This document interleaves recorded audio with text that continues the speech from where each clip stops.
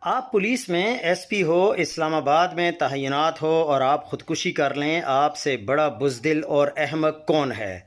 میں نے نہ کبھی کسی قاتل کو بہادر اور سمجھدار سمجھا ہے اور نہ کسی خودکشی کرنے والے کو۔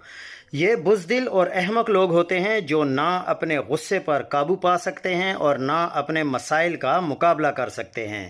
مجھے تو حیرت ہے کہ اتنا بزدل اور ناسمجھ پولیس میں کیسے چلا گیا۔ جو اپنے مسائل حل نہیں کر سکتا وہ دوسروں کے کیسے کرتا ہوگا؟ جو اپنے مصائب کا سامنا نہیں کر سکتا وہ مجرموں کا کیسے کرتا ہوگا؟ یقینی طور پر کسی ذہنی مرض کا شکار ہوگا۔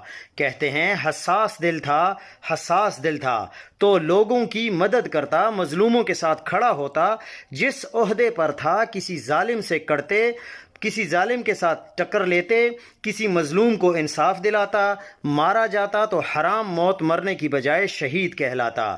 مجھے اس پر نہیں، اس کے ماں باپ اور عزیزوں پر ترس آ رہا ہے کہ اس نے ان کی زندگی بھر کی محنت اور امید ختم کر دی۔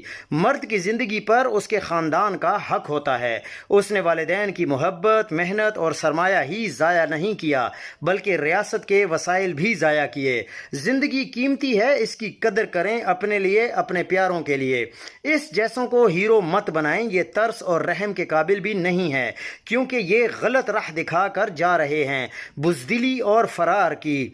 اور یہ حقیقت بات ہے کہ خودکشی اسلام میں حرام ہے۔ اسلام ایک بار پھر درست ثابت ہوا جس نے خودکشی کو حرام قرار دیا اور بتایا کہ خودکشی کرنے والا ہمیشہ اسی عمل کو دہراتا اور اذیت پاتا رہے گا۔